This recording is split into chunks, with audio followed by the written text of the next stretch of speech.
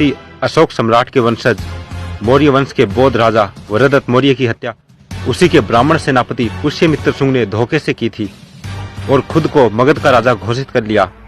उसने राजा बनने पर पाटलिपुत्र से सियालकोट तक सभी बौद्ध विहारों को ध्वस्त करवा दिया था तथा अनेक बौद्ध भिक्षुओं का कत्लेआम किया था।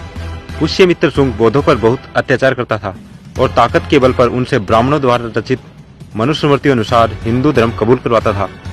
इसके बाद ब्राह्मण पुष्यमित्र शुंग ने अपने समर्थकों के साथ मिलकर पाटलिपुत्र और सियालकोट के मध्य क्षेत्र पर अधिकार किया और अपनी राजधानी साकेत को बनाया। पुष्यमित्र शुंग ने इसका नाम बदलकर अयोध्या कर दिया। अयोध्या अर्थात बिना युद्ध के बनाई गई राजधानी। राजधानी बनाने के बाद पुष्यमित्र शुंग ने घोषणा की कि जो भी व्यक्ति भगवाधारी बौद्ध भिक्षु का सिर काट कर ले आएगा उसे 100 सोने की मुद्राएं इनाम में दी जाएगी। इस तरह सोने के सिक्कों के लालच में पूरे देश में बौद्ध भिक्षुओं का कत्लेआम हुआ। राजधानी में बौद्ध भिक्षुओं के सिर आने लगे। इसके बाद कुछ चालाक व्यक्ति अपने लाए हुए सर को चुरा लेते थे और उसी सर को दोबारा राजा को दिखाकर स्वर्ण मुद्राएं ले लेते थे। राजा को पता चला कि ऐसा लोग धोखा कर रहे हैं तो राजा ने एक बड़ा पत्थर रखवाया और राजा बौद्ध भिक्षु का सर देकर उस पत्थर पर मरवाकर उसका चेहरा बिगाड़ देता था। इसके बाद बौद्ध भिक्षु के सर को घाघरा नदी में फेंकवा देता था। राजधानी अयोध्या में बौद्ध भिक्षुओं के इतने सर आगे कि कटे हुए सरों से युक्त नदी का नाम सरयुक्त अर्थात सरयू हो गया। इसी सरयू नदी के तट पर पुष्यमित्र शुंग के राजकवि वाल्मीकि ने रामायण लिखी, जिसमें राम के रूप में पुष्यमित्र शुंग और रावण के रूप में मौर्य सम्राट का वर्णन करते हुए उसकी राजधानी अयोध्या का गुणगान किया था और राजा से बहुत अधिक पुरस्कार पाया था। यही बात वामसेत के संस्थापक वामन मेश्राम भी कह रहे हैं।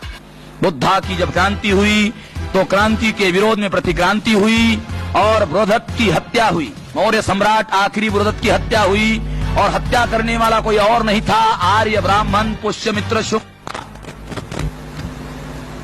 पुष्यमित्र शुंग के दरबार में वाल्मीकि राजकवि था और वाल्मीकि ने पुष्यमित्र शुंग को सामने रखकर ही रामायण लिखा। रामायण का राम कोई और नहीं है, पुष्यमित्र शुंग ही है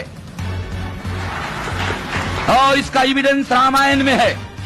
इतना ही नहीं, रामायण महाभारत स्मृतियां आदि बहुत से काल्पनिक ब्राह्मण धर्म ग्रंथों की रचना भी पुष्यमित्र शुंग की इसी अयोध्या में सरयू नदी के किनारे हुई।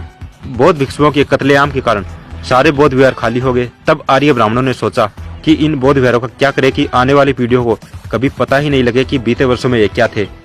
तब उन्होंने इन बौद्ध विहारों को मंदिरों में बदल दिया और इसमें अपने पूर्वजों व काल्पनिक पात्रों को भगवान बनाकर स्थापित कर दिया और पूजा के नाम पर यह दुकानें खोल दी। ध्यान रहे, वरदत्त मौर्य की हत्या से पूर्व भारत में मंदिर शब्द ही नहीं था और न ही इस तरह की संस्कृति थी। वर्तमान में ब्राह्मण धर्म में पत्थर मारकर नारियल फोड़ने की परंपरा है। ये परंपरा पुष्यमित्र शुंग के बौद्ध भिक्षु के सर को पत्थर पर मारने का प्रतीक है। पेरिया रामास्वामी नायकर ने भी सच्ची रामायण पुस्तक लिखी, जिसका इलाहाबाद हाईकोर्ट केस नंबर 412/1970 में वर्ष 1970-71 व सुप्रीम कोर्ट 1971-76 के बीच केस अपील नंबर 291/1971 चला, जिसमें सुप्रीम कोर्ट के justice P.N. Bhagwati, justice V.R. Krishna Iyer, justice Murtaza फातिज अली ने दिनांक 16 सितंबर 1976 को निर्णय दिया कि सच्ची रामायण पुस्तक यह सिद्ध करती है कि रामायण नामक देश में जितने भी ग्रंथ हैं वे सभी काल्पनिक हैं और इनका पुरातात्विक कोई आधार नहीं है, अर्थात फर्जी है।